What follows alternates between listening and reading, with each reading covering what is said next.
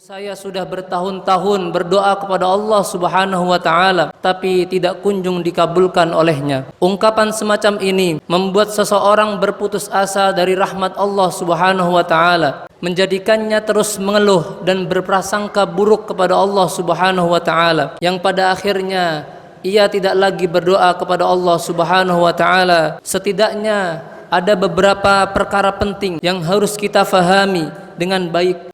Yang pertama, Rasulullah sallallahu alaihi wasallam bersabda, "Ad-du'a'u huwal ibadah." Doa adalah ibadah sebagaimana ibadah yang lainnya. Karena ibadah adalah tugas dan kewajiban kita seorang hamba kepada Allah Subhanahu wa taala. Kita butuh dengan ibadah sebagaimana kita juga butuh dengan doa, dan jangan terlalu memikirkan pengabulan dari doa yang telah kita panjatkan. Ma akhafu an uhrama al-ijabah walakinni akhafu an uhrama ad-du'a. Saya tidak terlalu khawatir jika doaku belum diijabahi, tetapi saya sangat khawatir jika saya terhalang dari berdoa dan bermunajat kepada Allah Subhanahu wa taala. Karena seseorang, ikhwani fiddin, tidak akan bisa berdoa kepada Allah Subhanahu wa taala kecuali setelah mendapatkan taufik dari Allah Subhanahu wa taala. Sebagaimana seseorang tidak akan bisa melaksanakan kebaikan, ketaatan dan amal solih kecuali setelah mendapatkan taufik dari Allah Subhanahu wa taala. Perkara yang kedua adalah yakinlah bahwa setiap doa yang kita lantunkan dan kita panjatkan kepada Allah Subhanahu wa taala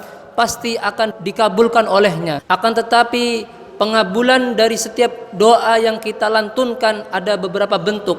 Yang pertama, Allah mengabulkan sebagaimana yang kita minta. Kemudian yang kedua, Allah mengabulkan dengan sesuatu yang lebih baik sebagai ganti sesuatu yang kita minta. Kemudian yang ketiga, Allah Subhanahu wa taala mengabulkan doa kita dengan memalingkan kita dari berbagai macam keburukan dan kerusakan. Dan yang keempat, Allah Subhanahu wa taala mengabulkan doa kita dengan memberikan pahala yang terbaik kelak. Kemudian yang ketiga adalah memaksimalkan usaha dan iringilah selalu dengan berdoa kepada Allah Subhanahu wa taala. Karena dialah Allah Subhanahu wa taala yang telah menetapkan sebab-sebab hasil dan akibat. Yang tidak boleh adalah bersandar kepada sebab-sebab tersebut tanpa melibatkan campur tangan Allah Subhanahu wa taala. Yang tidak boleh itu adalah berdoa tanpa ada usaha dan amal yang maksimal.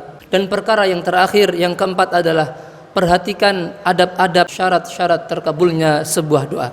Tentang adab sebuah doa pernah disampaikan oleh Ibnu Qayyim Al-Jauziyah. Beliau meringkas dengan sebuah nasihat, jika sebuah doa terkumpul di dalamnya kekhusyuan, keyakinan hati, kemudian bertepatan dengan waktu-waktu yang mustajabah, menghadap kiblat dalam kondisi suci, mengangkat kedua tangan ke langit, memulainya dengan memuji Allah Subhanahu wa taala, kemudian bersolawat kepada Nabi Muhammad sallallahu alaihi wasallam, kemudian mengucapkan kalimat istighfar dan bertobat kepada Allah Subhanahu wa taala, kemudian bertawassul dengan nama-nama dan sifat-sifatnya yang mulia, maka doa seperti ini hampir-hampir tidak akan ditolak oleh Allah Subhanahu wa taala.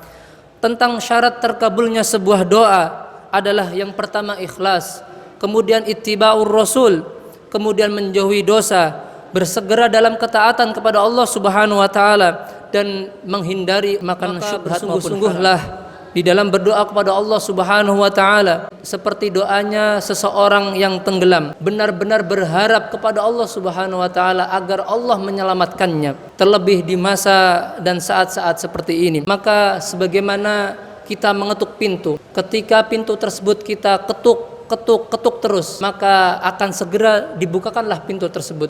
Dan di antara doa yang harus selalu kita lantunkan kepada Allah Subhanahu wa taala, sebagaimana doa ini menjadi salah satu doa Nabi Muhammad sallallahu alaihi wasallam ketika beliau membaca doa iftitah saat salat qiyamul lail. Allahumma rabba Jibril wa Mikail wa Israfil fatiras samawati wal ard alimal ghaibi wasyahadah anta tahkumu baina ibadika fima kanu fihi yakhtalifun ihdini lima ikhtalafa fihi minal haqqi bi'idnik innaka tahdi man tasha'u ila siratim mustaqim. Allahumma hdini fi makhtulifa fihi minal haqqi bi'idnih, yaitu kita memohon kepada Allah Subhanahu wa taala agar Allah memberikan petunjuk kepada kita, memilihkan jalan kebenaran untuk kita.